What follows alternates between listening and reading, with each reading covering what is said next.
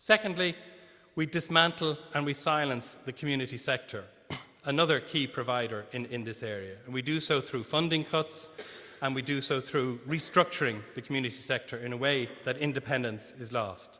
And that's bad for democracy, but it's very bad for lifelong learning, because these groups are providers of services. These groups are the mediator between the sector that provides lifelong learning and the people who need to benefit from lifelong learning.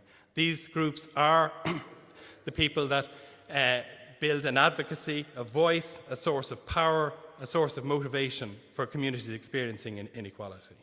And then thirdly, in managing the public, in terms of managing the economic crisis, we dismantle our commitment to equality and human rights. We dismantle our equality and human rights infrastructure. We cut back the budgets of the Equality Authority and the Human Rights Commission to the point that they are no longer viable. And we send out a message: it's okay to discriminate, equality is not important. So that context does present challenges to us as educators, as managers, as policymakers. Equality needs to be identified as a priority focus for policy and practice. Providers of lifelong learning need to gear up to responsibilities under the Employment Equality Act and the Equal Status Act as employers and service providers. Providers of lifelong learning need a comprehensive, integrated and inclusive focus on the 10 grounds, the 9 grounds covered in the legislation, and socioeconomic status. And we need a policy ambition that goes beyond equity to be a concern with equality of outcome. We also need to be conscious and committed to the fact that this is a time of change, and not just change on the basis of economic collapse, but it could be a time of real change in terms of developing new ways of doing business that are more effective in promoting equality. It is a time to promote equality, and if we don't promote equality in this time, we won't get out of the economic collapse that we're experiencing. And there's a challenge, I think, in that context then, to assess the impact of all our decisions on the 10 grounds of the equality agenda, both within organisations and in national policy making. There is a challenge, above all, to invest in public sector service provision that is effective and flexible, to invest in community sector and community sector organisations that are independent and vibrant.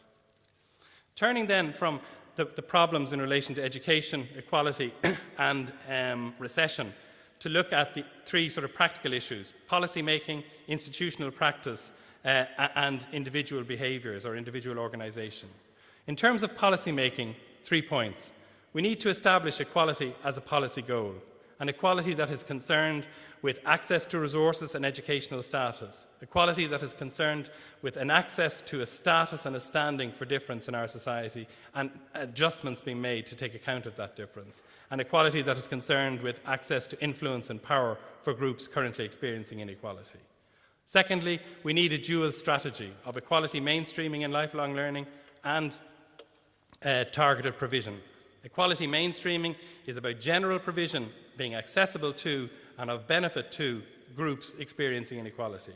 Targeting is about specific provision to address the gap that is there between groups experiencing inequality and the wider society, specific provision to meet needs that are specific to those groups due to their difference. And thirdly, in a context of scarce resources, I think we'll have to acknowledge that general provision becomes more important. There will be less resources for targeted provision. Therefore, there is a bigger challenge on general provision to include and to benefit groups experiencing inequality.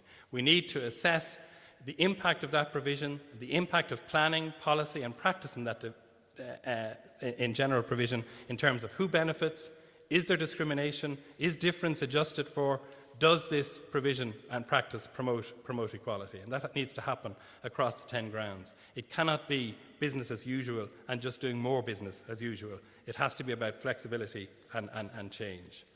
Looking at institutions and individual institutions, there's a challenge to gear up to equality.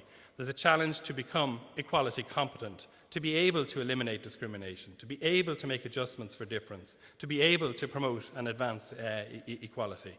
And that means organisations being planned and systematic, having equality policies in place that set out the standards they want to achieve, providing equality diversity training to their staff so that those policies can be implemented, putting in place an equality plan so they know what they want to achieve and they know the steps they're going to take to achieve that. It also means institutions including equality in their decision-making, in governance, so that decision-making is evidence-based Data is gathered on groups experiencing inequality, so we don't work off stereotypes and false assumptions. Decision-making is participatory. We engage with pupils, we engage with parents, we engage with staff, we engage with community organisations that represent the interests of groups experiencing inequality.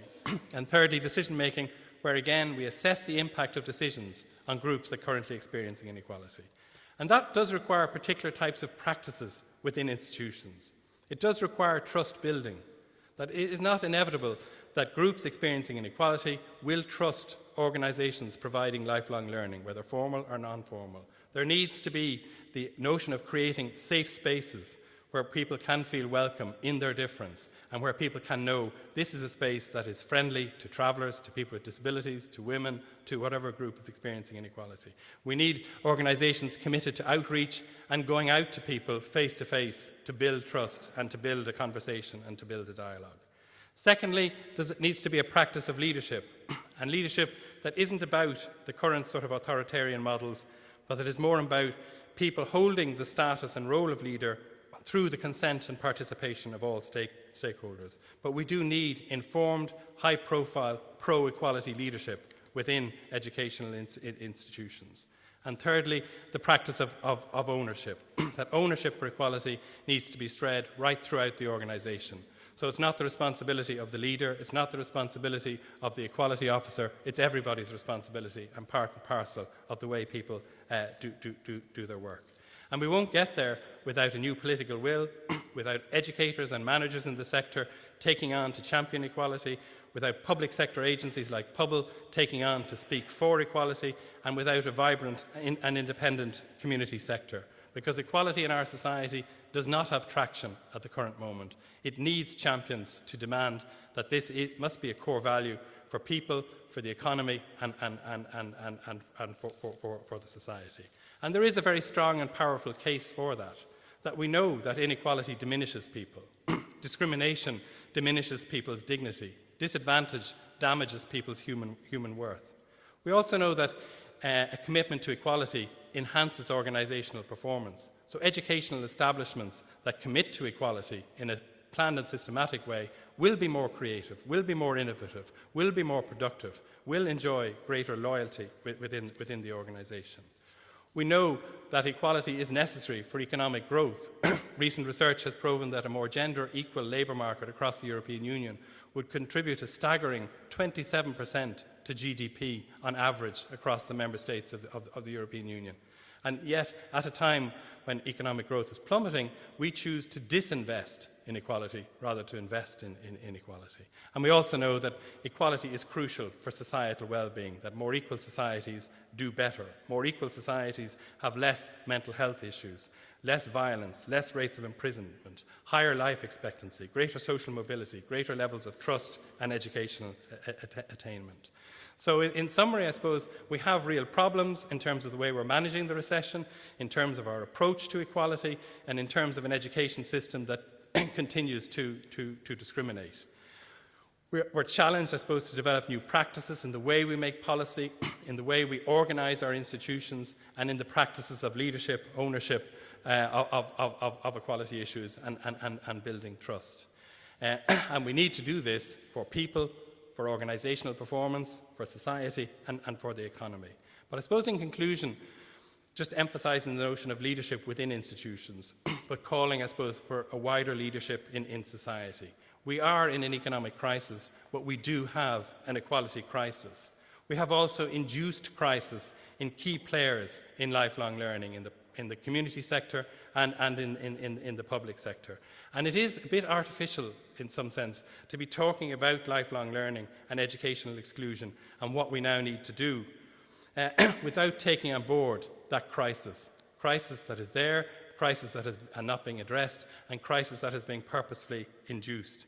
So we do need a leadership out of today, out of the organisations that are here, out of Pubble, for a new way to manage this recession.